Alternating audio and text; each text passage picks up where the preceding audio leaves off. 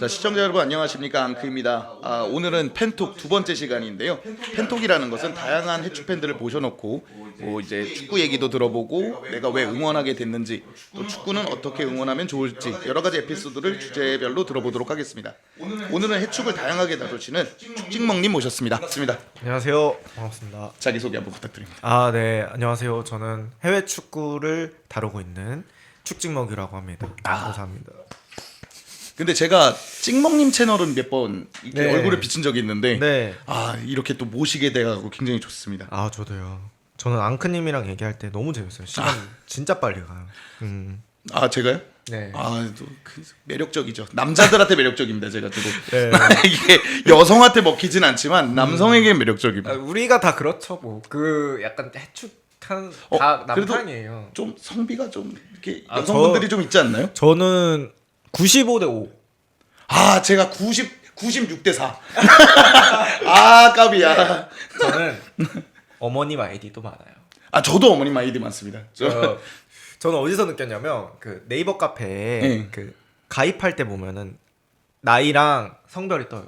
그쵸. 50대 여자가 꽤 많이 신청을 한 거예요. 제 카페에. 맞아요. 50대 여자가 저희 채널을 볼 일이 없잖아요. 그쵸. 그러니까 아마 어머님 아이디인 것 같아서.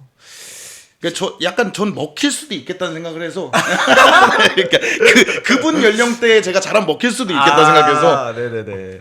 그러면은 뭐 가볍게 시작을 하면은 네. 이제 해축을 보시게 된, 그러니까 특정 팀을 응원하시는 건 아니잖아요. 네. 뭐 해축을 보게 된 이유가 뭐고, 뭐 어떻게 시작하셨는지. 저는 원래부터 축구하는 걸 좋아했어요. 실제 축구를. 언제 실제 축구를 좋아하게 됐냐? 2002년 월드컵 때. 그쵸. 제가 그 초2였어요. 네. 그때가. 그래서 그때 이제 그거 보고 무작정 공 들고 놀이터 갔는데 놀이터에도 나와 같은 애들이 있었던 거예요. 그쵸. 그리고 저는 특이하게 축구를 누나한테 배웠어요. 그러니까 친누나가 아니고. 친누나도 아니고요. 네. 놀이터에 누나 2명이 있었어요. 한 명은 중2, 한 명은 초6. 근데 그 누나들이 축구를 잘했어요. 네. 그리고 이제 해서 그 누나 2명 포함해서 6명이 이제 축구를 하다가 그렇게 해서 축구를 좋아하니까 축구 게임도 자연스럽게 관심이 가더라고요. 축구 게임 하다 보면 선수 이름 알게 되죠. 그쵸. 그렇게 되다가 이제 박지성 형님이 맨유로 간다. 그쵸. 예. 네, 그렇게 해서 축구 자체를 많이 입문하게 됐고, 저는 그래도 뭐 보는 것도 보긴 했지만 하는 걸 원래 더 좋아하긴 했었어요. 그러면 이제 축구를 그러니까 하다 보니까 자연스럽게 이제 축구를 보게 된 케이스인 네, 거네요. 그런 케이스고, 그렇게 해서 그냥 축구 자체를 좀 많이 좋아하는 것 같고, 전 쉴 때도 축구 예능 같은 거 많이 봐요. 골대녀나 아니면은 저거. 그쵸. 입문시켜둔 분들도 원조 골대녀니까. 그러네. 그쵸. 원조 골대녀니까 그분들이. 예. 그리고 이제 뭐 슈팅스타 아시나요? 예, 알고 있죠. 슈팅스타랑 뭐 저거 뭐야 뭉쳐야 잔다도 네. 봤었고. 그래서 저는 축구를 되게 좋아하고. 앙크님은 어쩌다가 제가 스토리를 못 들었네. 어떻게? 저는 옛날에는 그냥 나가면 대충 팀이 만들어져 있거든요. 맞아요. 그래서 거기서 하다 보니까 이렇게 팬이 됐는데, 이제 동생이 축구를 하다 보니까 해축을 보게 됐어요. 근데 그때는 관심이 크게 없다가, 이게 그때 당시에는 맨유와 누구 이런 식이었거든요. 맞아. 그게 딱 공불공신이었어요. 맨유보다 저 팀이 더 잘하는 것 같은데, 우승도 했으니까요. 그래서 저 팀 한번 봐야겠다 하다가 좋은 시간대만 봤죠. 새벽엔 안 보다가. 그치. 이제 다음 시즌부터 이제 본격적으로 입문이 시작돼가지고 그냥 자연스럽게 첼시로 그렇게 들어온 것 같아요. 제 어릴 때는 첼시가 약간 빌런 같은 느낌이 있었어요. 그죠? 약간 그 맨유의 적 느낌이 있었어요. 안첼로티 보세요. 누가 봐도 마피아 보스 아닙니까? 이게 롱코트 쫙 입고 나와가지고 그잖아요. 그리고 그때 제가 어렸을 때 로만의 이미지는 그렇게 저는 좋지 않게 봤었어요. 그렇죠. 그러니까 내가 뭐라고 뭔가 돈으로 하는 그런 느낌이 어릴 때는 있었어가지고 잘 모를 때. 네.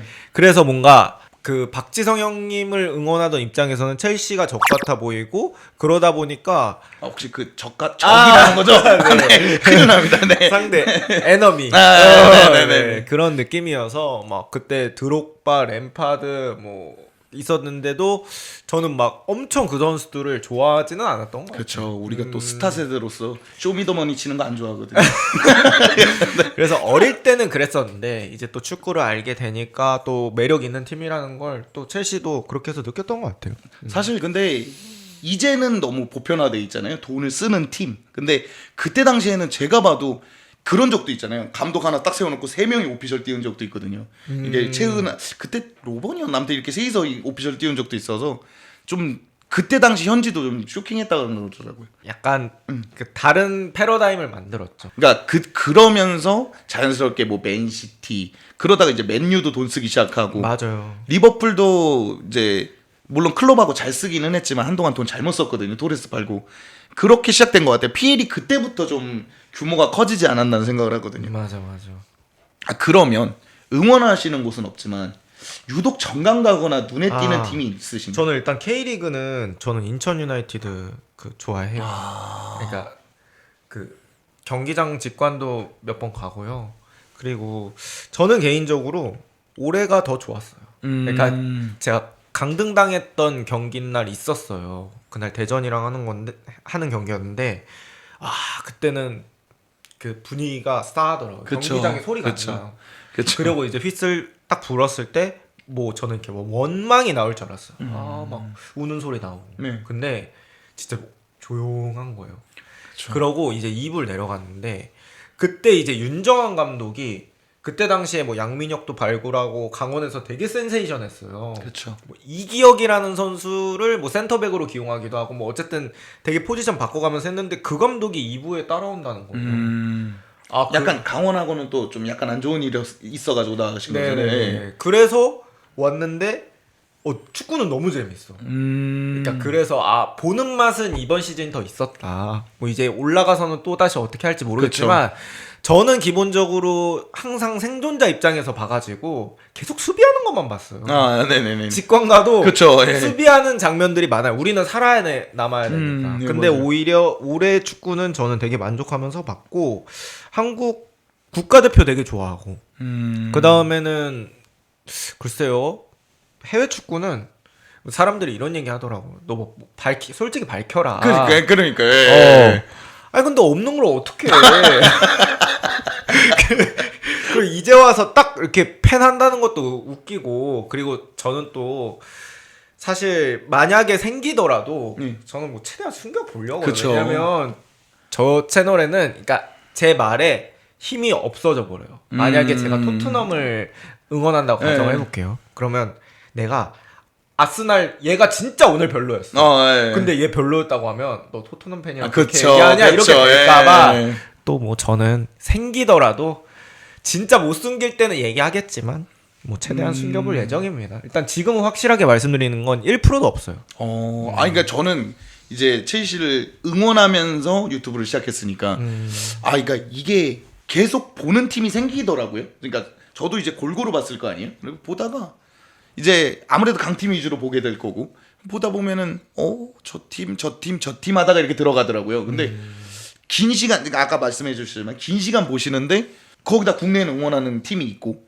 그리고 응원하는 팀이 없다는 게 좀 신기하기도 하고 그러면서 또 이제 중립적으로 보기도 참 좋겠다는 생각을 하거든요. 네, 근데 저는 기본적으로 일단 강팀은 별로 안 좋아해요. 그러니까 역경을 좀 극복하고 내가 키워내고 싶은 그런 팀의 마음이 일단 가는 것 같아요. 올 시즌 울브스에게도 이렇게 울브스는 한국어 중계가 별로 없어서 그렇죠. 대부분 영어예요. 맞아요. 그런 느낌도 있고 근데 제 성향 자체가 기본적으로 누구를 엄청 서포팅하는 그런 스타일이 아니에요. 그러니까 뭐 축구 이외의 분야도 그냥 뭐 음악도 그냥 음악을 좋아하는 거지 막 그 사람을 열정적으로 그런 스타일이 아닌 것 같아요. 저는 꼭 그렇게 내 편과 아닌 것을 나눠야 되는 분들이 있고요. 실제로 꼭 내가 응원하는 캐릭터가 있어야 되는 분들이 있고. 맞아요. 저는 근데 이제 어떤 분야든 기본적으로 어떤 다른 사람을 열정적으로 서포팅하는 그런 스타일의 사람이 아닌 것 같더라고요. 그래서 저는 그냥 저 먹기 살기가 알바노요? 저를 제일 뭐 신경 쓰고 뭐 그렇게 하는 스타일인 것 같아요. 뭐 그런 성향도 좀 연관이 있지 않나? 그렇습니다. 그래서 앙크님은 그러면 첼시가 유독 다른 팀에 비해서 끌렸던 이유가 있어요? 아 그때는 일단 우승을 했으니까 끌린 게 있었고요. 그 제가 알기로 맨시티가 깨기 전까지는 103골이 최다골이었던 걸로 알고 있거든요. 그러니까 트면 느는 거예요. TV를 틀면 득점, TV를 틀면 득점 이런 식이었는데 한 2, 3년 뒤부터 꺾이거든요. 첼시가 진짜 공교롭게도 챔스 우승하고 나서부터 이 최강자 포지션에서 좀 내려온단 말이에요. 입문이 언제? 0910입니다. 아 안첼로티. 때? 예. 네네. 그래서 저는 안첼로티가 제일 좋은 감독 중에 또 하나예요. 첼시에서도. 근데 한 2, 3년이 지나니까 연애도 그렇잖아요. 한 2, 3년 지나니까 이거를 내가 왜 좋아하는지 모르겠는 거예요. 분명 나는 센 팀을 응원하고 있었는데 드록바 이런 애들 다 나가고 분명 약한 팀이 됐거든요.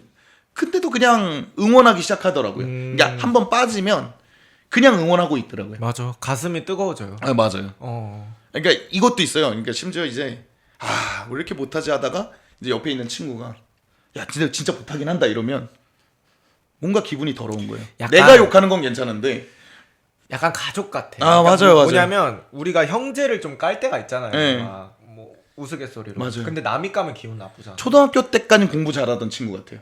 근데 고등학생인 거죠 지금. 문제. 근데 얘가 자꾸 이상한 취미에 들려갖고 분명 초등학교 때까지는 영재였거든 얘가. 내가 아는 얘는 공부를 정말 잘했던 애인데 요새는 좀 그래도 애는 건강하게 자라고 있는 것 같고. 그런 느낌이구나. 네. 그래. 그렇게 한번 이제 딥하게 빠져버리면 다른 팀 뭐 응원 못하죠. 갈아탈 생각이 잘 안 들긴 하죠. 네. 예. 기본적으로 저는 뭔가 잘 모르겠어요. 그분들의 어떤 심리는 모르겠지만 어쨌든 응원하게 되면 저는 심장이 그 한 팀한테만 반응을 할 것 같거든요. 맞아요. 이게 옮긴다는 게 쉽지 않더라고요. 그러니까 안 볼 수는 있을 것 같아요. 맞아. 그 팀을 안 보는 건 가능해요. 음. 뭐 이제 내가 이 팀 내가 다시는 응원하나 봐라고 안 볼 수는 있지만 이거를 다른 팀으로 갈아탄다? 갈아탈 거면 한 6개월 안 써내서 응원하다 갈아타야지. 한 5년 6년 넘어가면은 그냥 이 팀이 잘한다면 어느새 또 앉아 있잖아요 TV 앞에. 그렇게 되는 것 같아요. 맞아요. 아 근데 저도 이것도 여쭤보려고 그랬는데 어. 이제 요즘 그런 얘기가 많잖아요. 과거보다 이제 올드 팬들 사이에서는 과거보다 요즘 축구가 재미가 없다. 네. 혹은 현대 축구는 또 어떤 포인트가 없는 것 같다라는 얘기를 되게 많이 하잖아요. 네. 뭐 그런 거에 대한 생각이 있으세요? 뭐 제가 이스타에서도 얘기를 했던 건데 그 디애슬레틱에서 분석하는 기사를 썼더라고요. 네네. 이제 거기서 핵심적으로 주장하는 건 우리가 이제 코로나 이후에 경기 수가 많아지다 보니까 선수 보호를 위해서 교체 숫자를 5장으로 늘렸잖아요. 네.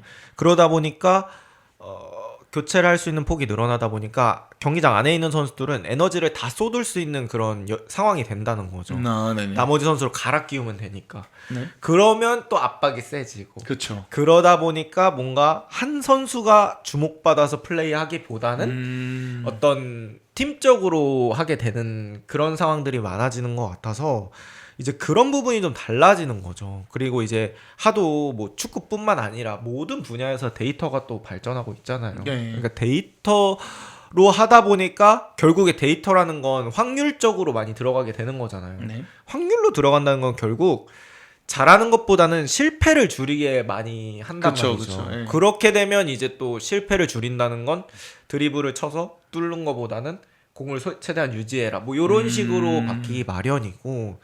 근데 이제 뭐 저뿐만 아니라 뭐 축구 좋아하시는 분들은 저는 어떤 선수로 유입되는 계기가 되게 많다고 생각을 해요. 네 맞죠. 그렇죠. 근데 이제는 선수 중심의 축구가 아니라 뭔가 팀 중심의 축구다 보니까 그런 데서 오는 유입도 조금 줄어들고 어떤 선수와 선수 간의 스토리도 뭐 있긴 있죠 당연히. 네. 근데 이제 옛날에 비해서는 막 그런 게 좀 적기 때문에 그런 얘기가 나오는 게 아닌가 싶기도 해요. 저 요즘에 엔간하면 마이클 킨하고 게이 정도 아니면은 스토리 못 만들잖아요. 그냥 서로 그러니까. 뺨을 때리지 않는 한. 네. 그런데 이제 뭐 옛날에 막 경기 같은 경우 뭐 요즘도 거친 경기가 있습니다만 막 옛날엔 진짜 막 그렇죠. 주먹 멱살 잡고 싸우려고 하고 막 그랬잖아요. 그거 있잖아요. 산체스 그 찰리 아담이 이렇게 목 조르는 거. 그러니까. 저 진짜 깜짝 놀랐거든요. 그거는. 그런 것도 있고 제가 생각했을 때는 또 메호 대전이 이제 예. 거의 끝물이잖아요. 네네. 거의 끝났다고 봐야 되잖아요. 그러니까 메시는 끝냈는데 네. 날두가 아직 못 끝낸 상태죠. 네.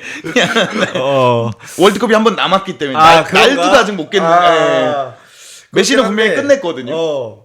이제 어쨌든 그 둘이 이제 메인스트림에서 좀 내려오다 보니까 그러니까 저는 그 두 선수의 대결만으로도 축구에 엄청난 관심을 끌어올렸다고 그쵸. 생각하거든요. 그런 것도 있더라고요. 그러니까 PL이 어떤 경기를 해도 그 당시 라리가 시청률을 못 이겼다 그러더라고요. 아 진짜요? 그 엘클라시코의 시청률은 어떤 스토리의 PL의 경기도 못 이겼다 그러더라고요.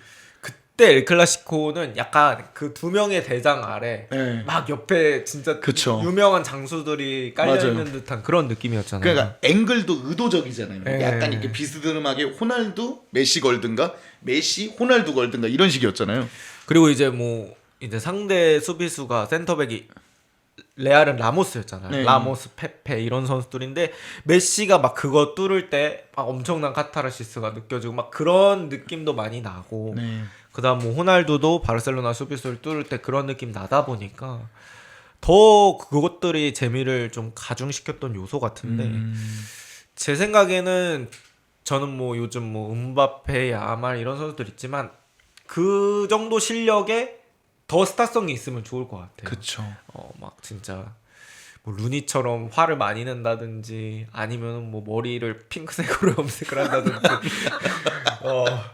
그러면 아니면 뭐 선수들이 저는 솔직히 당연히 자기들이 욕을 안 먹으려면 좀 험블해야 되잖아요. 네. 근데 저는 좀 겸손하지 않았으면 좋겠는 것도 있어요. 사실 그 WWE 옛날에 보셨었나요? 네, 그러면 엄청 좋아했죠. 그러니까 거기도 선역과 악역이 있잖아요. 그렇죠. 뭐존 시나 같은 선수가 좀 착한 역할 네. 하고 막 그러는데 저는 이제 사실 축구 선수는 스타성이 되게 중요하다고 생각하는데 그냥 욕 먹더라도 좀 시원시원하게 질렀으면 좋겠어요. 저는 그래서 이번에 야말이 뭐 도발하고 나서 엘클라시코를 졌잖아요. 그런데 저는 그때 야말이 잘했다고 생각했어요. 그러니까 축구를 잘했다기보다는 네.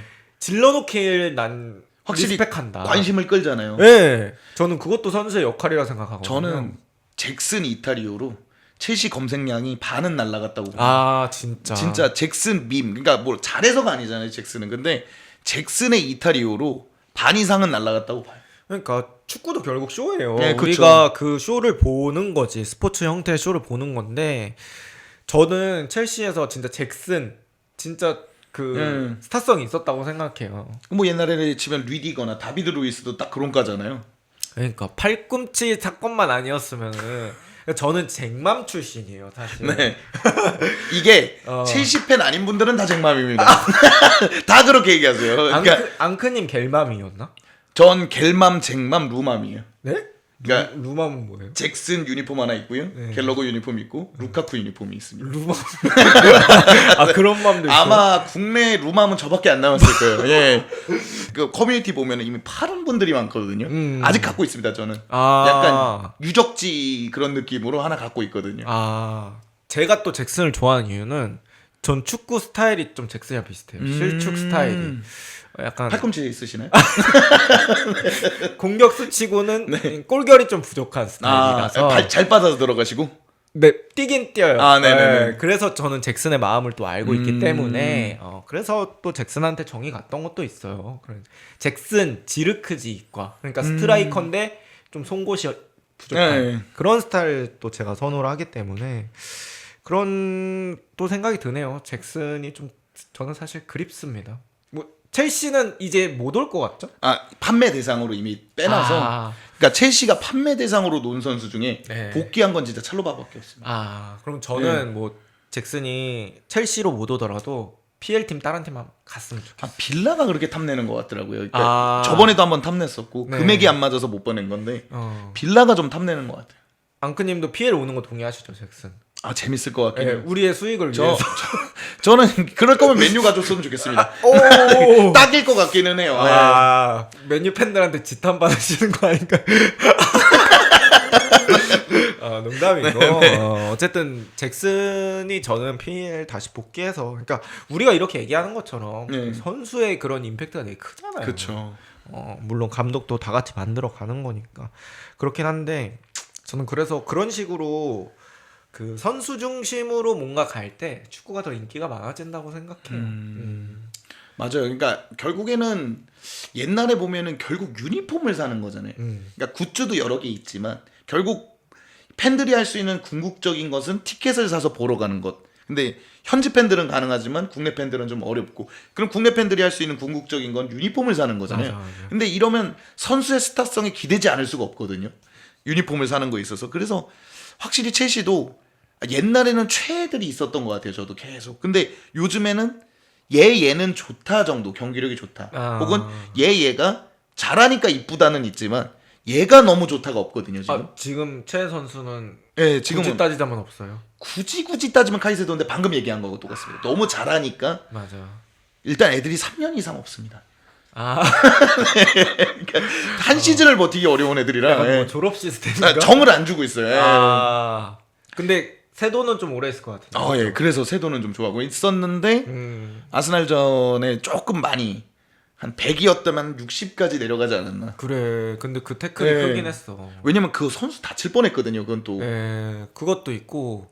그러니까 바로 리즈전에 이런 결과가 나니까 그쵸. 그 태클이 좀 시즌에 클 수도 있어. 카이세도 3경기 빠지는 것도 그래서 엄청난 저는 타격이야. 뭐 토신 리즈 이적 잘 축하하고 네, 잘 됐으면 좋겠습니다. 봤어요. 네. 안그님 그러니까, 진짜 제가 많이 못 봤는데 근데 나도 이해가 안 가는 게 아니 누구한테 짜증 내는지도 모르겠어요. 그러니까 난 제가 그게 제일 이해 안 네. 가요. 저는 뭐랄까 제가 응원한 팀이 아니지만 축구 보면서 화날 때가 좀 있어요. 그렇죠. 최근에 이제 그 델라베 팔꿈치 사건이라든지 뭐 그런 것들 자기가 잘못해놓고 화내고 막 이런 것들은 그냥 그럼요. 이해가 안 가요. 네. 내지는 열심히 안 뛰는 선수들 전 너무 싫어요. 근데 이제 토시는 3번째 골은 솔직히 명백한 네. 본인 실수잖아요. 아니, 물론 산체스가 막아줬다면 다행인데 실제로 한번 잡긴 잡았거든요. 예. 네. 아니 근데 그거를 누구한테 짜증을 내는 건지. 그게 제일 형이라서 그럴 수 있는 것 같아요. 나이가 제일 많거든요, 현재. 그 옆에 있는 애들 좀 뻘쭘했겠다. 아니 구스토가 잘못 준 것도 아니고 압박이 제대로 들어온 것도 아닌데 도무지 그러니까 계속 돌려보고 있거든요. 구스토한테 나 왜 줬냐 이건. 예, 그런 것 같아요. 아니면 뭐 받아주러 안 왔냐 뭐 이런 화인 것 같아요. 아니 근데 축구 선수가 자기한테 공 준다고 화내면 네. 모르겠어요. 이번 리즈전 보고 토신이 되게 묵직하게 게임을 한다고 네. 생각을 했었는데 요번엔 좀 실망스럽긴 하더라고. 사실 크롤 때까지만 해도 이 좌우 바라봐주면서 후방에서 뿌려주는 거나 이런 게 좋았는데 코릴 덕분이었던 것 같습니다. 커버 범위가 넓었거든요, 코릴이. 그러네요. 코릴이 크네. 그러면 이어서 혹시 첼시는 또 어떻게 보시나요? 그럼 만약에 이제 첼시. 이어가지고 저는 첼시가 프리미어리그에서 그 독보적인 자신의 그 포지션이 있다고 생각해요. 네. 그러니까 좀 다른 팀과 다른 독특한 그런 팀. 그러니까 그게 저는 어쨌든 영입 정책으로 대변이 된다고 생각하는데 어떻게 보면 이런 스타일의 그 선두주자잖아요, 그쵸. 첼시가. 그리고 이 모델에 대한 그 평가는 지금 끝나는 게 아니잖아요. 저는 한 길게 봐야 된다고 생각하거든요. 네네. 그랬을 때 이제 성공이 되면 이런 모델을 다른 팀이 따라서 많이 도입할 것 같아요. 그렇죠, 맞아요. 약간 저는 언제 생각나냐면 콘테가 와가지고 백스리 해서 잘했잖아요. 네. 그러고 그때 백스리 팀들이 막 늘어났었거든요. 전 그때 벵거까지 쓸 줄 몰랐거든요. 오. 벵거 감독도 잠깐 쓴 걸로 알고 있어요. 네네. 그런 것처럼 저는 뭔가 첼시가 이런 어린 선수 위주의 영입 정책이 성공한다고 하면은 뭔가 첼시만의 독보적인 그런 위치를 가져갈 수 있을 것 같고, 저는 그래도 지금으로서는 그 길이 성공과 실패의 길이 있다면 성공적으로 방향은 틀려진 것 같아요. 그러니까 이게 딱 꺾여진 것 같아요. 그래서 왜 그러냐면 일단 뭐 클럽 월드컵 우승했죠. 네. 그리고 컨퍼런스도 우승했죠. 뭐 그거를 뭐 다른 어떤 세력에서는 뭐 야 그게 그렇게 큰 우승이냐라고 할 수 있겠지만 네. 저는 참가하는 모든 대회에서 딱 한 자리를 차지하는 건 그쵸. 여전히 어렵다고 생각해요. 근데 제가 아까 말씀드렸던 것처럼 첼시가 되게 장기로 가는 프로젝트 중에서 저는 기약 없는 기다림이 되게 힘들다고 생각을 하고. 그렇죠. 이게 그런 거잖아요. 어머니가 대학 가서 연애하면 된다는 거. 그러니까 난 지금 고등학교 2학년이거든요. 미치는 거예요. 그러니까 아직 2년 남았는데 대학 가서 연애하면 된다 그러고 지금 공부하라 그러니까 하는 입장에서는 지금 게임이 날 것 같기도 하고 일단 지금 재밌어야 나도 대학 때도 재밌을 것 같은데 근데 어머니 말씀이 일리는 있거든요. 네. 공부를 하긴 해야 되잖아요. 그래서 일단 공부하고 있는 게 첼시 팬들 마음이거든요. 그러니까 그래서 이제 기약 없는 기다림이 제일 힘든데 그 상황 속에서도 하나씩 표시를 만들어 주는 거잖아요. 우리 잘 가고 있다 컨퍼런스, 잘 가고 있다 크럴, 뭐 맞아요. 리그로 챔스 진출 이런 것들. 그래서 저는 좀 긍정적으로 보는 편이고, 그리고 저는 첼시가 제일 좀 혼란의 시기가 22, 23부터 23, 24. 그렇죠. 최근에는 그 시기가 제일 혼란스러웠다고 생각해요. 22, 23, 23, 24 거의 스쿼드 통째로 바뀌었어요. 그러니까 주전 라인이. 첼시 팬들한테는 그 시즌은 없습니다. 그러니까 기억에서 지운 시즌이에요. 네. 그러니까 그냥 투엘 감독에서 마레스카로 넘어갔다라고 생각하지. 그러니까 포체티노라는 사람이 언뜻 기억날 뿐 그 시즌이 없거든요. 네. 근데 이제 그 시즌 겪고 나서 뭐 여러 가지 상처도 있고 뭐 그랬지만 결국 코어 라인이라는 건 남겼어요. 카이세도 쿠쿠레아도 그 주전으로 이렇게 올라서고 파머 진짜 완전 생짜로 발굴했죠. 네. 그리고 그러다 보니까 뭐 엔조도 그 전 겨울에 오긴 했지만 어쨌든 그래서 그런 코어들이 잡혀 있는 상태에서 지금 하나하나씩 추가하다 보니까 이제는 좀 팀이 저점이 많이 높아진 느낌이 전 들고, 우리가 소위 말해서 체급이라고 하잖아요. 네네. 저는 첼시의 체급이 상당히 높아졌다고 생각을 합니다. 근데 한 가지 제가 아쉽게 생각하는 거는 1, 2군 차이. 그거는 앙크님도 느끼시죠? 리즈전이요? 그러니까 저는 이게 사실 저는 이게 완전 좋다고는 생각 안 하는 게, 그러니까 어쨌든 한 선수 한 선수가 차지하는 비중이 큰 팀은 저는 그러니까 그건 조금 위험할 수도 있다고 네. 생각을 해요. 근데 지금 첼시에서 비중 높은 선수들 굳이 따지자면 카이세도 높지, 제임스 높지, 뭐 쿠쿠레야 높잖아요. 파머도 이제 복귀하긴 했지만 원래 실력대로라면 되게 높은 편이고. 네. 그래서 그런 선수들이 나왔을 때는 그게 이제 우리가 아는 첼시. 저는 그걸 첼시 1이라고 부르고 네. 싶어요. 근데 이제 리즈전은 첼시 2잖아요. 네. 그러니까 그 차이를 극복하는 게 저는 첼시가 되게 중요할 것 같아요. 이 군이 다른 것도 다른 거지만 경기력을 증명할 수가 없어요. 그러니까 어느 날은 얘가 이만큼을 했다면, 그러니까 1군은 그게 좀 일정되거든요. 이 정도는 보여주는 게 있는데 2군에는 어쩔 때 나오면 이렇게 잘했나? 괜찮은데? 하다가 어쩔 때 보면 토신 같은 게 나오거든요.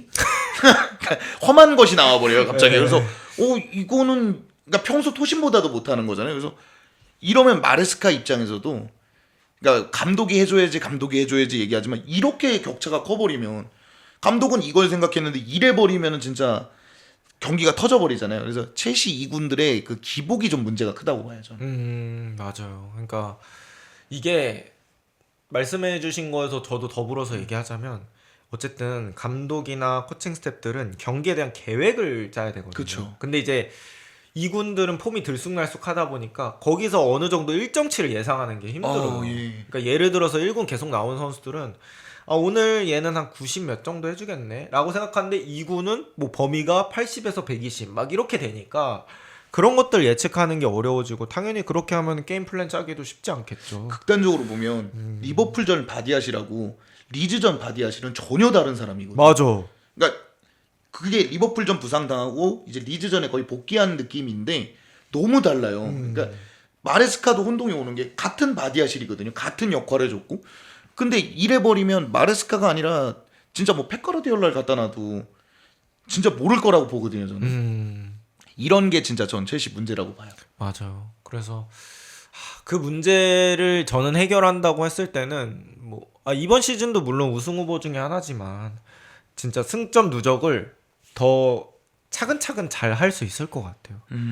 근데 저는 그 센터백 코로쇼가 리즈전에서는 너무 생각이 나네요. 그래서 제가 생각하는 첼시는 요 정도 느낌으로 정리를 할 수 있을 것 같고, 어쨌든 체급이 높아졌다는 그런 부분들은 저는 그래도 긍정적이라고 보이거든요. 근데 진짜 그러면 저기 이어서 얘기하자면 파머가 이제 돌아왔잖아요. 네. 어떨 것 같아요, 파머는? 일단 나온 경기를 보면 몸 상태는 가볍더라고요. 그러니까 이제 걱정되는 건 델랍 같을까 봐였어요. 델랍이 부상 이후로 몸이 되게 무거워요, 얘가. 갑자기 이제 델랍에서 앙크가 됐는데 상당히 무겁고 압박도 애매하고, 그러니까 좀 성실한 친구라고 생각했거든요. 입스위치 때 경기하는 거 보면. 근데 모든 면이 너프된 상황인데 파머는 그래도 몸 상태는 좀 가벼웠다. 뒤에서 터뜨려서 뭘 할 게 없었지만 그 가르나초가 컵백 내주고 아깝게 놓친 거 있거든요. 그런 거 보면 맞아.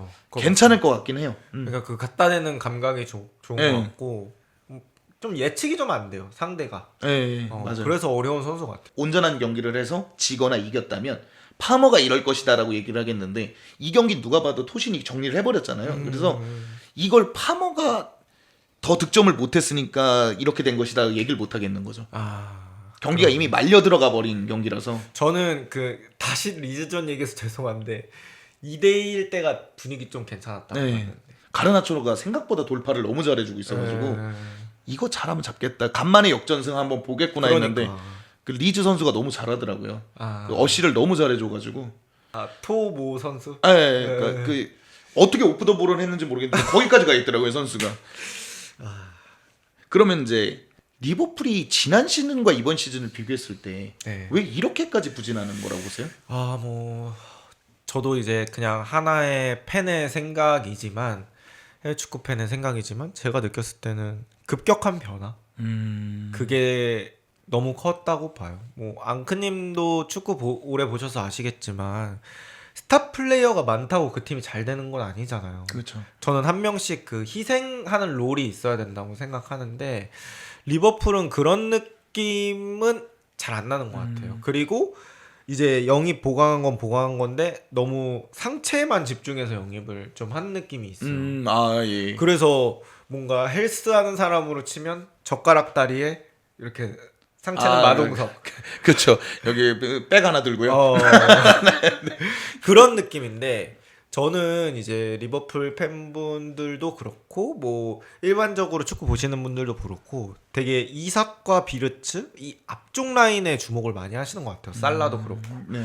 저는 근데 냉정하게 봤을 때 리버풀의 문제가 저는 실점이 해결하는 걸 더 우선시해야 된다고 생각을 해요. 그러니까 결국 강팀들은 나중에 그 리그 테이블 다 까보면 위에 있는 팀들은 실점이 적어요. 기본적으로. 아스날이 대표적으로 그렇잖아요. 네, 아스날도 그렇고 뭐 잘하는 팀들은 그렇게 많이 되는데 리버풀은 그냥 최근에는 그냥 실점이 뭐 그냥 하루에 한 번씩 있는 일인 것처럼 그러니까 그것도 습관이라고 많이들 얘기하잖아요. 네, 맞아요. 그래서 일단은 리버풀이 지금 당장 성적을 반등시키려면 저는 그 실점을 줄여야 된다라고 생각을 하는데 결국에 그 문제를 다시 돌아가 보면 상체충 그 얘기가 나올 수밖에 없는 거죠. 네. 그리고 스쿼드 상황이 살짝 꼬인 부분도 저는 있는 것 같아요. 뭐 돈을 많이 쓴 것과 더불어서 어쨌든 스쿼드에 우리가 필요한 자리로 딱딱딱딱 데려오면 좋은데 사실 이제 와서 얘기하는 거지만 이삭 에키티케 두 명을 꼭 네. 같은 시즌에 데려왔어야 됐을까라는 생각이 있어요. 사실 플랜을 바꿀 게 아니라면 그죠. 예. 냉정하게 봤을 때 우리가 생각해도 둘 중에 그래도 누가 주전으로 봐야 돼요? 그럼 이삭이잖아요. 그렇죠. 근데 에키티케도 되게 비싸게 주고 데려왔단 말이에요. 예. 맞아요.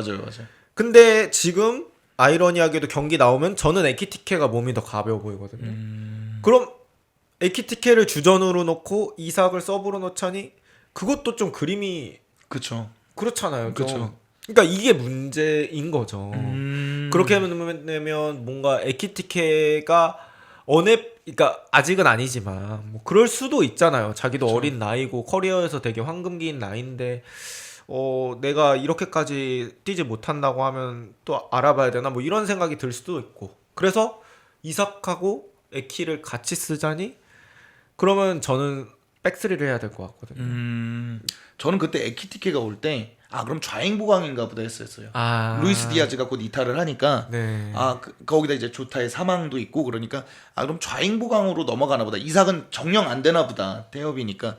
태업이고 뉴캐슬은 끝까지 안 보낸다 그러니까 그냥 되게 멋쩍게 뉴캐슬에 남는 그림인가 보다 했거든요. 근데 끝까지 해서 이삭도 데리고 오더라고요. 그래서 아니 그럼 투톱인가 보다. 그러니까 프림퐁이나 케르케츠 같은 이 윙백에 괜찮은 선수들도 있으니까 이건 쓰리백으로 가나 보다. 마크 게이까지 데리고 와서. 근데 마크 게이는 또 안 되고 이적 시장이 닫히는 거예요. 그러니까.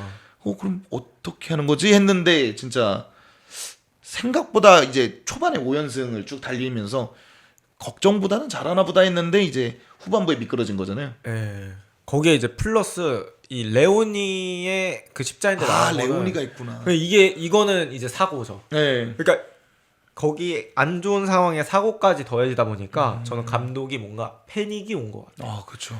그리고 저는 슬롯이 뭐 살라를 계속해서 뭐 기용했던 부분을 제외하고는 경기 내에서는 그래도 선발이나 뭐 가져오는 그런 전략 같은 거는 조금씩은 계속 수정해서 나왔다고 생각을 하긴 하거든요. 네. 근데 이제 다 안 통하잖아요, 지금. 네. 가져왔던 것들이. 그러다 보니까 도대체 뭘 어떻게 해야 이게 바뀔 수 있는 거야라고 하는 것 같아요. 근데 이제 그나마 최근에 조금 탈출구를 찾은 건 살라를 2경기 연속 선발 제외시키면서 네. 어쨌든 패배는 안 했잖아요. 이집트 빨리 가도 된다 그러더라고요. 기사 보니까. 옛날에는 최대한 안 가면 어떡하겠어 이랬는데 이제는 갔다 와도 된다고. 네. 그리고 이제 그런 것들을 보다 보니까 살라를 제외하니까 그 리버풀 팬분들 말대로 진짜 비르츠가 조금 살아나기 시작하는 거예요. 너무 잘하던데요. 썬더랜드전 보니까. 네. 그러니까 저는 비르츠가 그 자기한테 맞춰주면 잘하는 선수라고 생각하거든요. 사실 자기한테 맞춰줘야 잘하는 선수가 엄청 좋은 선수라고 생각하지는 않아요. 어쨌든 조건 없이도 잘하는 선수가 진짜 제일 좋은 선수긴 한데 어쨌든 살라는 이제 나이 많고 비르츠는 이제 앞으로 리버풀을 챙겨 나가야 될 선수기 때문에 이제 굳이 하나의 선택권을 가지자면 비르츠 쪽으로 이제 슬슬 무게중심을 옮겨가야 되지 않을까 그런 생각이 들더라고요. 저도 그런 생각하는 게 팀이 좋으면 굳이 내가 얘한테는 못 맞추겠다는데 팀이 안 좋으면 맞추는 거라도 빨리 해보는 것도 나쁘지 맞아요, 않잖아요. 예. 맞아요. 그러니까 수단과 방법을 가리지 않는다는 말이 있으니까. 그러니까 뭔가 어쨌든 리버풀은 결국 빨리 그 늪에서 빠져 나와야 되잖아요. 네네. 그러면 조금이라도 그 빛이 보인 방향대로 그렇죠. 일단 가보긴 해야죠. 뭐 살라를 달래는 건 나중이더라도. 근데 마침 그 네이션스랑 겹쳐서 그렇죠. 시기가 예. 어떻게 그림 한번 만들어 볼 수도 있을 것 같아요. 저는 슬롯 이집트 응원한다고 봅니다. 네, 결승까지 가길 바랄 수도 있어요. 매 경기 챙겨볼 거라고 생각합니다. 여기 네. 이집트인? 네. 제발. 그러니까 여기 이집트 국기 두르고. 네. 그래서 저는 이제 뭐 실점을 줄이려면 어쨌든 최근에는 센터백들의 폼이 안 좋아요. 반다이크, 코나테. 그 두 명이 어떤 플레이적으로 조금 폼이 올라오고 그렇게 해서 지금 리버풀이 실수해서 먹는 골이 되게 많거든요. 그렇죠, 맞아요. 그러니까 실수라는 건 결국 뭔가 개인의 폼에 관련된 것도 있는데 그런 부분만 줄여간다고 하면 저는 뭐 살라를 계속해서 선발 제외한다고 하면 반등 포인트는 있을 것 같아요. 그런 것들 해결하면 문제들도 결국 성적이 좋으면 그 문제가 좀 가려지기 마련이라고 생각하거든요. 네네. 그래서 당장 1승씩 채워가는 게 그러니까 바로 앞을 보는 게 중요하지 않을까 하는 생각이 들더라고요. 그러면은 뭐 여기 적어놓진 않았지만 맨유하고 토트넘은 또 어떻게 보세요? 저는 솔직히 말하면 맨유는 경기력에 비해 저는 성적이 조금 잘 나오는 편이라고 생각해요. 오히려요? 네. 그러니까 맨유가 지금 만들어가는 모델이나 그런 거 최근에 3연승 했을 때가 저는 제일 좋았다고 생각하거든요. 네. 아모림 왔을 때 통틀어서. 그렇죠. 네, 그 3연승 자체가 처음 아닌가요? 그렇죠. 네. 그렇기도 하고 그냥 경기력적으로도 제일 좋았다고 생각하는데 다시 그 느낌이 안 나요. 그리고 근데 그 경기력에 비해서는 저는 그래도 큰 팀하고 했을 때도 승점을 이렇게 잘 딴다고 생각했어요. 첼시전도 사실 예. 어떻게 보면 그게 사고와 아모림의 전략이 좀 맞아떨어진 부분이라고 생각하거든요. 그쵸, 예. 첫 회장이. 네. 그래서 뭐 그런 부분들이라든지 아니면은 경기할 때 사실 그렇게 오픈 플레이로 진짜 예쁘게 만든다기보다는 뭔가 이번에 웨스트햄전도 달로골이 예. 약간은 그 우당탕탕하다가 우당탕탕하다 들어간 것도 있고 펠리스전도 세트피스로 득점한 것도 있어서 제가 봤을 때는 그 어쨌든 지금 어느 정도 승점이 버티고 있는 걸 빨리 성적으로 바꿔야 된다. 그리고 저는 어쨌든 맨유가 유럽 대항전 나가다 말다 이렇게 계속 가던 팀이다 보니까 그거에 맞춘 스쿼드 사이즈를 보유하고 있다고 생각해요. 네네. 근데 이번 시즌 유럽 대항전 안 가다 보니까 게다가 리그컵도 떨어졌죠. 그쵸. 그러다 보니까 게임 수가 줄어들면서 그 잉여 자원들이 많이 발생하는 것 같더라고요. 아, 예, 그렇게 되겠네요. 그러면 예. 이제 서브의 퀄리티를 유지하는 게 좀 힘들어질 수도 있어요. 그리고 음. 대표적인 선수를 이제 백스리로 바꾸면서 저는 마이누 같은 선수가 좀 그 맞는 자리가 없어서 많이 못 뛰게 된다고 생각하거든요. 거의 교체로 그냥 체력 안배용으로 많이 들어가더라고요. 네. 근데 이제 물론 마이누가 나와도 엄청 잘하지 않는 건 맞아요. 근데 이게 닭이 먼저냐 달걀이 먼저냐. 그렇죠. 안 나와서 못하는 거냐 아니면 못해서 안 나오는 거냐 이거 차이인 거잖아요. 네네. 근데 저는 마이노 같은 선수는 그 어려운 잉글랜드 국대에서도 주전하고 이런 거 보면은 저는 결국 포텐셜 있다 생각하거든요. 네네. 그리고 팀에서 성골뉴스를 그 주전에다 박아놓는 게 얼마나 상징성이 큰데요. 그쵸. 문화적인 측면에서도 그렇고. 그래서 어쨌든 맨유가 이것도 결국 성적과 관련된 부분인데 그런 유럽 대항전을 지속적으로 나가지 않으면 이 스쿼드 사이즈 유지 못할 수도 있다. 그러면 다시 또 나중에 복잡해지니까 지금 얼마나 좋은 기회예요. 그쵸. 체력적으로 관리하기도 편하고 그런 다른 강팀들에 비해서도 여유 있는 일정으로 게임할 수 있기 때문에 저는 이거보다는 조금 더 성적이 나와줘야 되지 않을까 싶어요. 경기력적인 측면도 저는 글쎄요. 맨유가 상대가 내려앉을 때는 좀 많이 답답한 느낌이 있는 것 같습니다. 저는 이제 토트넘을 여쭤본 이유가 네. 저는 해답이 딱히 안 나오거든요. 그러니까 맞아요. 팀 분위기도 그렇고 진짜 스쿼드 가끔 이제 저도 이제 입중계 하다 보면은 교체로 들어가는 선수들이 그러니까 얘는 왜 1군이며 얘는 왜 교체로 들어가는지 모를 정도로 너무 안 좋은 거예요, 스쿼드가. 그리고 하필이면 부상당한 선수들이 찬스 메이킹을 해줘야 되는 메디슨하고 클로세스키잖아요. 그래서 여기는 해답이 딱히 나올까 싶어서 여쭤보는 거거든요. 토트넘은 일단 제가 봤을 때는 저는 뭔가 라커룸 내에 균열이 있지 않을까? 네. 분위기가 너무 안 좋은 것 같고 앙크님 말씀하신 대로 에이스가 없어요. 네. 이게 진짜 큰 부분인데 쿠두스가 토트넘 선수들 중엔 잘하긴 하거든요. 근데 그 냉정하게 시즌 초의 폼이 아니고 아, 맞아요. 지금 골을 다 수비수가 넣고 있어요. 수비수가 넣는다는 것 자체가 사실 비정상적인 그런 상황들이잖아요. 네네.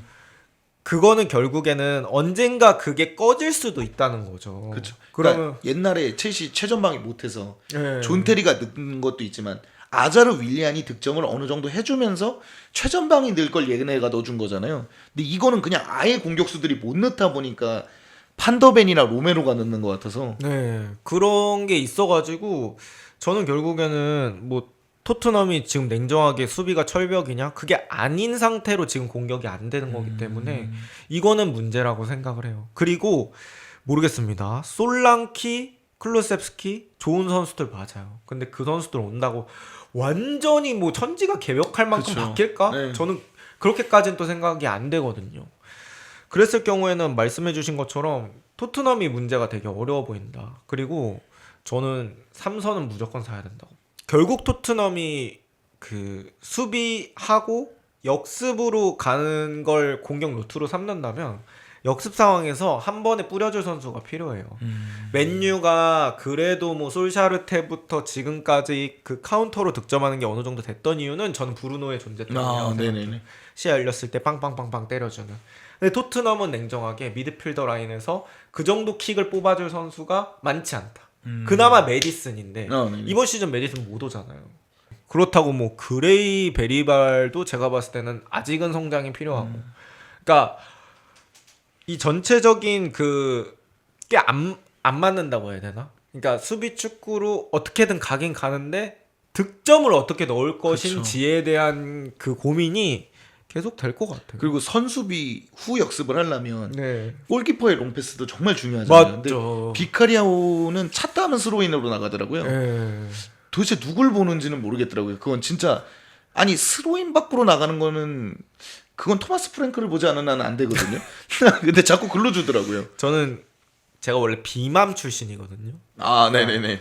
그 프랭크로 바뀔 때도 그런 거의 모두의 어머니시네요. 각 팀별로 한 명씩 있는데 네. 그러니까 프랭크로 넘어갈 때도 골키퍼 누가 주전할 거냐 이런 것들을 많이 물어보시더라고요. 네네. 저는 그래도 비카리오가 할 것 같다. 킨스키보다는 저는 막는 건 더 잘한다고 생각한다. 그렇게 했는데 이제는 뭐 막는 것도 사실 네. 매 경기 실점 나오니까. 예, 그러다 보니까 그러면은 뭐야 비카리오 선발시켜야 될 그런 이유가, 예. 이유가 없네? 이런 생각이 좀 들더라고요. 그리고 아스날전에서 토트넘이 그 아스날 상대로 빌드업으로 올라가는 게 어렵다고 생각을 했나 봐요. 그래서 프랭크 감독이 우리 진영에서 프리킥 난 것도 다 비카리오가 차라. 그래서 이제 예. 우리는 그냥 때려놓고 싸우자 이걸 가져온 것 같아요. 근데 킥이 안 가던데. 아, 그거 보고는 뭐 제가 토트넘 팬 아니지만 좀 석이 나간다고 해야 되나? 아니 그거는 사실 프리미어리거 아니고 뭐를 떠나서 그거는 이제 돈을 받고 축구하는 프로 축구 선수 정도라면 뭐 정확하게 머리에 배달하지 않더라도 그 정도 킥은 가야 되거든요. 장점은 아니더라도 네. 어차피 골키퍼 교육을 받으면 그 교육은 받으니까 이게 롱패스 네. 하는 거나 이런 거네. 제 생각에는 유스 선수들도 그 막 진짜 12살 아니고 네. 막 한 18살 이상은 다 거기까지는 킥이 도달하거든요. 네네. 근데 거기서 킥이 낮게 가서 안 된다는 건 명백한 실수고 이런 부분들은 비카리오 스스로도 개선을 해야 된다고 생각하고 말씀해 주신 것처럼 롱킥으로 한 번에 전환하고 이런 것들도 있어야 그쵸. 되는데 그런 루트도 없잖아요. 루트 없지. 삼선에서 뿌리는 거 안 되지. 저는 진짜 라야가 가끔 뿌릴 때 보면 아니 이렇게 간단하게 저렇게 하프라인을 넘어갈 수가 있나? 물론 받아주는 선수도 잘해야겠지만 진짜 심플하다라는 생각을 하거든요.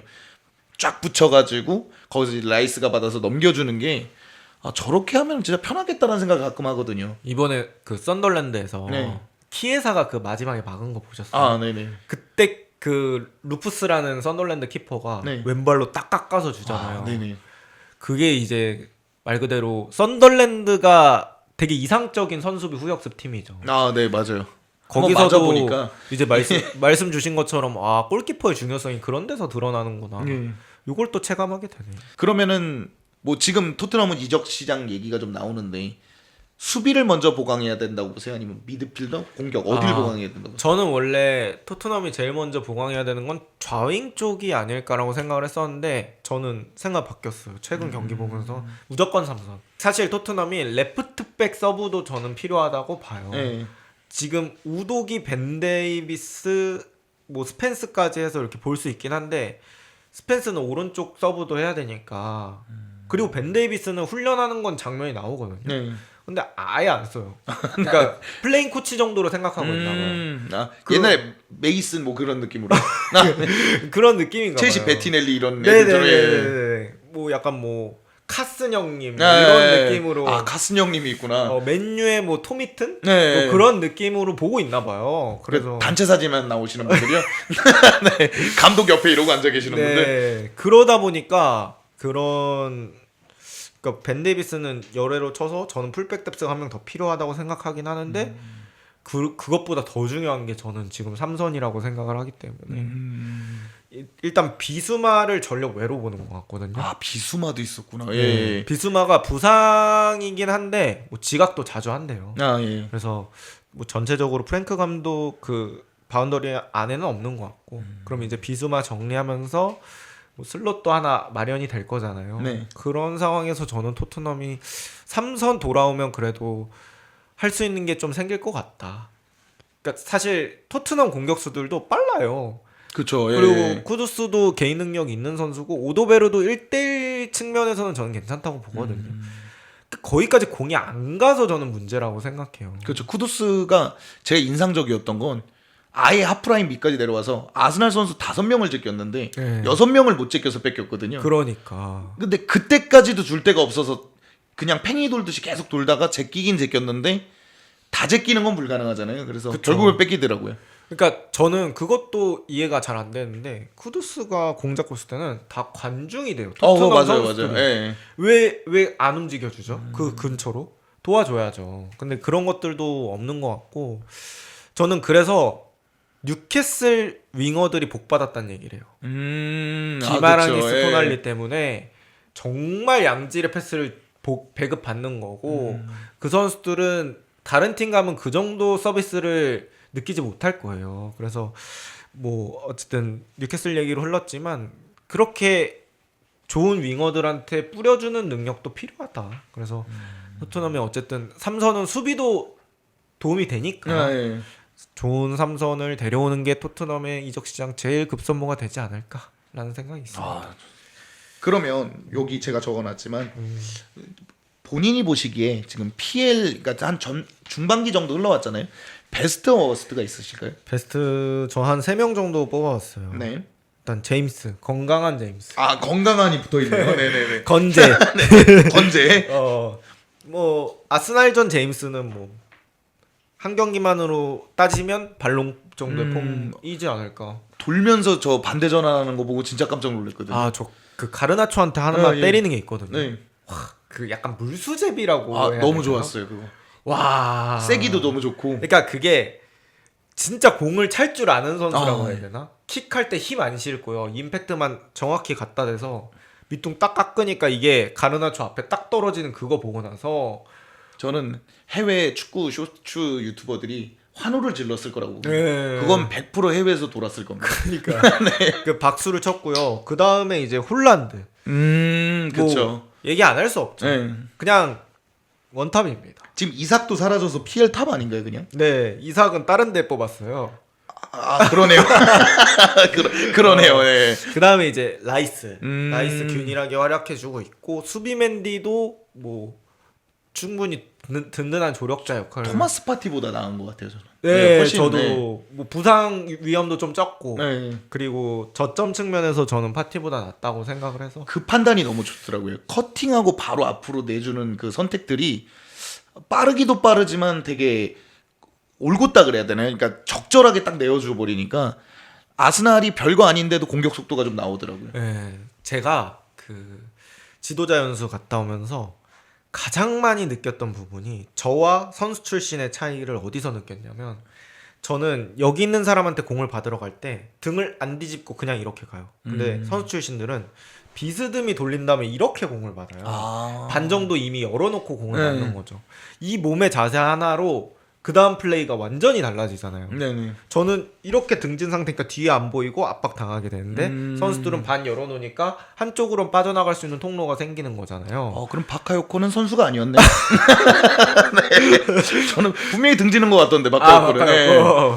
아 그런가? 근데 이제 저는 수비 맨디가 이번에 브렌트포드전에서 공 오는 걸 왼발로 싹 몸 열면서 네. 잡더라고요. 네. 그래서 제가 라이브 중에 여러분 수비 맨디한테 박수 이랬어요. 그러니까 그게 어떻게 보면 되게 작은 건데 축구를 잘하는 사람만 그렇게 할 수 있거든요. 그렇죠. 엄청난 기본기가 바탕이 돼 있다고 생각하는데 수비 맨디가 그런 기본기가 있죠. 그래서 저는 베스트는 그렇게 3명 뽑아봤고 워스트는 한 4명 정도 저는 뽑아봤습니다. 근데 워스트라는 게 사실 기준이 애매해요. 베스트는 기준이 하나잖아요. 그렇죠. 제일 잘하는 잘하는 애. 근데 워스트는 뭐 기대치 대비인지 아니면 순수 못하는 선수인지. 근데 못하는 선수 하면 다 울부스 선수인데. 그렇죠. 예. 네, 그래서 저는 기대치 대비로 해봤습니다. 1번 이삭. 들어가야죠. 이삭의 한 반 비르츠 정도. 반대. 요즘은 좀 하니까. 이렇게 우유 옆에 이렇게 붙은 거. 기대치 대비는 이삭의 반 비르츠 정도 되고 저는 코나테 너무 실망해요.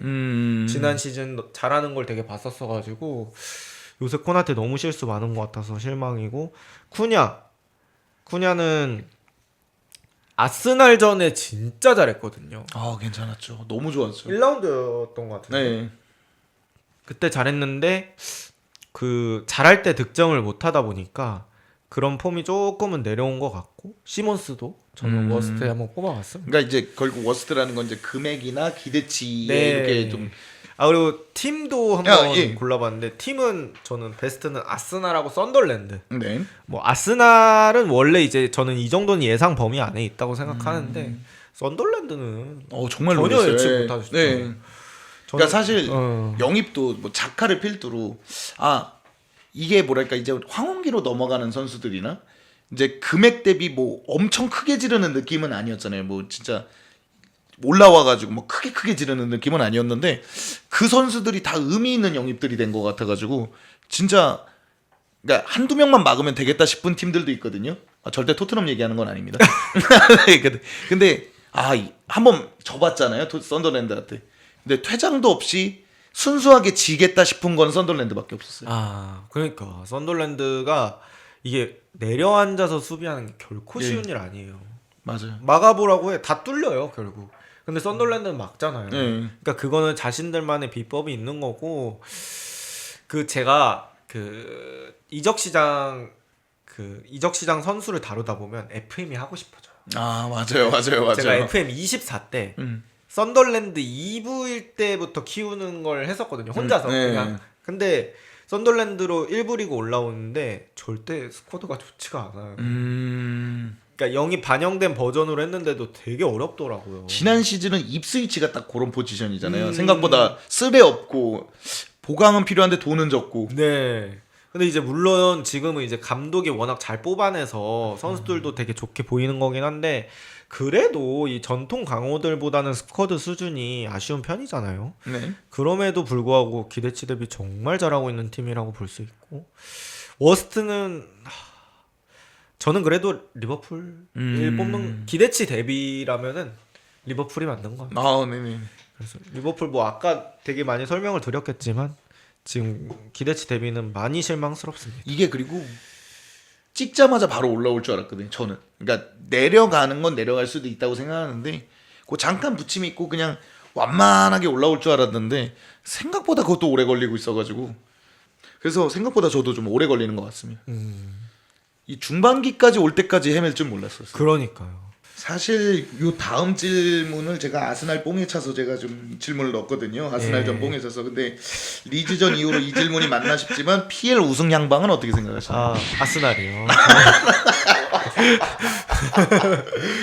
저희 맨시티는 그럼 맨시티도 있기는 있어서. 맨시티 있었는데 네. 저는 일단 놀라운 게 시즌 시작 전에 지난 시즌 끝나고 누가 우승할 것 같냐고 물어보시더라고요. 네. 그래서 저는 그때부터 아스날이라고 했어요. 근데 그거를 바꿀 수가 없어요. 네네. 근데 잘하네? 잘 됐네? 약간 이런 느낌인 거죠. 그쵸. 그래서 아스날인 것 같고 지금 하는 거 봐도 저는 아스날이라고 생각하고 맨시티는 어떤 게 걸리냐면 저는 우승팀은 결국에 실점이 적어야 된다 생각하는데 최근에 너무 많죠. 네, 최근에 실점이 너무 많아요. 그리고 이제 일단 로드리의 여부가 좀 중요할 것 같아요. 네네. 니코 곤잘레스 너무 좋은 선수가 하지만 로드리가 가져오는 거랑은 그래도 아직까지는 차원이 다르거든요. 아마 그 신기록 아닌가요? 로드리 나왔을 때 앉은 걸로만 따지면은. 네. 그러니까 로드리가 되게 영리한 선수인 게 이기고 있을 때 시간을 되게 잘 태워요. 그렇죠. 공 돌려주면서 위험하지 않은 지역으로 주고 받으면서 그렇게 시간을 보내주는 능력이 있는데 니코 곤잘레스는 아직 그 정도 레벨까지는 아닌 것 같고 그래서 그 부분에 좀 저는 차이가 있는 것 같고 그래서 로드리의 복귀 시기에 따라 좀 달라지겠지만 이 기세로 간다 그러면 아스날이 막기 힘들 것 같고 네네. 시티가 로드리 얘기하듯이 아스날은 부상 더 많아요. 지금. 그렇죠. 네, 근데 아스날도 부상당한 선수들이 핵심 선수들이라고 봤어도 되기 때문에 부상 선수가 많은데 지금 이뎁스로 이렇게 보여줘? 이런 거잖아요. 네. 그러니까 그만큼 지금 아스날 뎁스의 우수성을 전 세계에 알리고 있는 상황인데 그래서 결국 리그는 장기 레이스란 말이죠. 그렇죠. 38게임에서 얼마나 균일한 퍼포먼스를 보여주느냐가 더 중요하다고 생각해요. 맞아요. 챔스 토너먼트는 달라요. 그 한 경기 빡 해가지고 그 한 경기를 계속 이기면 결국 우승에 가까워지는 거고. 저는 그래서 첼시가 특수성이 있다고 생각해요. 토너먼트에 특화된 팀이라고 생각하거든요. 맞아요. 그러니까 리그를 운영하는 건 늘 3, 4위인데 어쩌다 한번 리그 우승하고 이런 건데 토너먼트 관련돼서는 정말 따올 수 있는 모든 트로피를 다 따왔잖아요. 그래서 좀 토너먼트에 특화된 게 균일하지 않아요, 경기력이. 네. 어떤 경기는 확실하게 잡았지만 어떤 경기는 정말 맥없이 져버리고 이래서 그래서 지금 10년? 내년이면 10년이거든요. 10년째 우승을 못하고 있지 않나. 그러니까 이 첼시 그러니까 토너먼트는 약간 이래도 우승을 해요. 뚝뚝두두두둑 이렇게 그렇죠. 하면 우승을 하게 되는 건데 네. 리그는 계속 뚝뚝뚝뚝 이런 식으로 가야 우승하는 게 리그잖아요. 맞아요. 근데 그럴 때는 저는 결국에 뎁스가 절대적이라고 봐요. 첼시가 만약에 주전 멤버만 38경기 다 써도 부상 없다는 그런 모드로 들어가면 첼시도 충분히 우승 후보 오히려 제일 강할지도 몰라요. 예. 부상 방지 모드라고 하면은 첼시 베스트 11 너무 세죠. 정말 좋긴 하죠. 근데 그게 아니잖아요. 네. 그리고 약팀 상대로는 로테이션도 돌려야 되잖아요. 로테이션 팀 중에 누가 제일 세? 그러면 다 아스날 볼걸요? 그럼요. 그래서 저는 결국에는 로테이션 돌리는 경기에서도 아스날이 파워가 나오기 때문에 리그에서는 아스날이 좀 셀 것으로 보여집니다. 그래서 아스날을 우승이라고 잡았고 그럼 이제 여기가 막 터질 것 같은데 챔스권은 어떻게 될 거라고 생각하세요? 챔스권 제가 원래 시즌 시작 전에는 아스날, 맨시티, 리버풀, 첼시 그다음에 토트넘 순으로 예상을 했었어요. 네. 근데 이제 물음표로 바꿨거든요. 그러네요.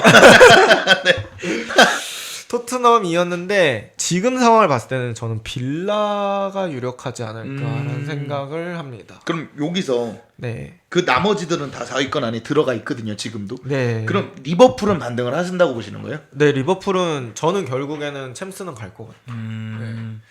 약간 지난 시즌 맨시티 메타네요. 그런 것도 있을 것 같고 저는 살라 제외 플러스 수비진 안정이 중요할 것 같은데 그러니까 리버풀은 제가 봤을 때 지금 보드진이 챔스 진출에 사활을 걸어야 돼요. 그러니까 앙크님도 아시겠지만 이 정도 사이즈로 영입한 시즌은 그냥 챔스는 기본적으로 간다고 생각하고 그쵸. 왁구를 짜놓은 거잖아요. 그쵸. 사실. 그러니까 리버풀이 그동안 수입도 괜찮았고 돈도 많이 벌었고 하지만 한 시즌에 이렇게 지출 많이 하고 또 리버풀은 게다가 이 선수들 다 일시불로 사진 않았잖아요. 네. 다 할부로 하다 보니까 그런 지속적인 타격이 있다 보니까 이런 것들이 장기화되지 않으려면 그러니까 리버풀과 맨시티의 차이가 뭐냐면 맨시티 지난 시즌에 안 좋을 때는 보강을 안 해서 리빌딩을 네네네. 안 해서 문제였던 거잖아요. 네. 그러면 그 다음에 리빌딩하면 나아질 수 있겠다는 희망이 있는 거잖아. 리버풀은 돈을 수억 쓰고 지금 이 상황이라서 네. 여기 이 스쿼드로 좀 해야 되는 그런 게 있잖아요. 그쵸, 지금. 그쵸. 그 예. 넥스트가 없고 이걸로 다 짜내야 되잖아요. 네. 그걸 제가 봤을 때 보드진이 겨울 이적 시장에 진짜 뭐라도 할 것 같아요. 모르겠어요. 지금 현지 측에서는 엄청난 움직임은 안 보인다고 하는데 그래서 저는 어쨌든 간 리버풀이 뭐 보드진이랑 합심해가지고 어떻게든 이 방법을 찾아내서 근데 전 진짜 이 블루코 컨소시엄이 들어오고 첼시가 챔스를 한 번 안 나간 적은 있지만 연년으로 안 나가본 적은 없거든요. 그래서 이게 한 번 못 나가기 시작하면 다음 시즌에 나가면 되지가 좀 쉽지 않더라고요. 맞아요. 이게 그나마 첼시가 빨리 끄는 거라고 생각하거든요. 저는 한 3년 만에 이제 나간 거니까. 근데 한 번 미끄러지기 시작하면은 그 다음 플랜이 계속 망가지기 시작하더라고요. 그래서 진짜 그 말에는 동의하는 게 그러다 보면은 한 지금은 수익적으로 문제가 없을지 몰라도 이게 3, 4년 되다 보면은 다시 리버풀한테는 힘든 패턴이 되잖아요. 그래서 그러면 더 못 가거든요. 그럼 또 그 수준에 맞는 선수밖에 영입을 못 하니까. 그래서 저도 진짜 이번 시즌 중요한 것 같아요. 이번에 챔스 못 가면 이렇게 비대하게 늘려놓은 스쿼드를 그 적은 경기 수에 사용을 해야 돼요. 네네. 그렇게 되면은 그 와중에서 실력은 되는데 못 뛰는 선수 발생할 거고요. 라커룸 분위기도 조금 처지는 가능성도 있고 네네. 그 선수를 결국에는 울며 겨자 먹기로 그 선수가 나 이제는 더 많이 뛰는 팀으로 갈래 라고 하면 또 보내줘야 되는 상황도 있고 그럼 결국 전력 약화되고 이게 악순환이 되는 거잖아요. 그러니까 이번 시즌 리버풀은 꼭 챔스를 가야 될 것 같은데 모르겠습니다. 제가 예상한 건 그렇습니다. 리버풀이 어쨌든 그 가지고 있는 그 스쿼드의 고점이 되게 뚫려 있다고 생각을 하기 때문에 그렇게 해서 올라가지 않을까. 그럼 혹시 마지막으로 뭐 하시고 싶은 얘기나 뭐 축구 관련된 이야기 뭐 하시고 싶은 얘기 있으실까요? 하시고 싶은 지금 앙크 TV 시청자분들이 많이 보실 텐데 네.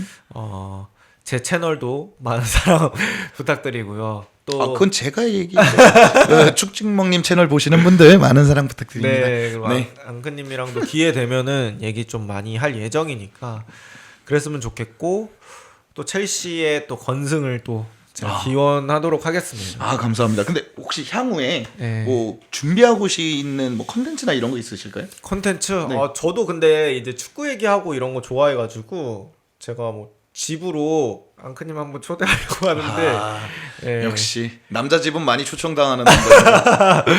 그래서 앙크님 아직 누군가 온 적이 없어요. 가족 빼고는. 그래요? 예. 그래서 봤지? 한번 봤어? 네, 그래서 한번 또 초대를 드릴 수 있도록 하겠습니다. 아, 네. 네. 그럼 오늘 영상 여기까지 마무리하고요. 네. 아, 오늘 나와주셔서 너무 감사드립니다. 네. 자, 여기서 마무리하도록 하겠습니다. 앙크님 저 그 마지막 멘트 듣고 싶어요. 원래 구독을 기다리겠습니다. 네. 오늘 영상 여기까지고요. 즐겁거나 유익하셨거나 도움이 되셨다면 당신의 구독을 기다리겠습니다. 감사드려요. 아, 감사합니다. 감사합니다. 네. 아, 수고하셨습니다. 아우 고생하셨습니다.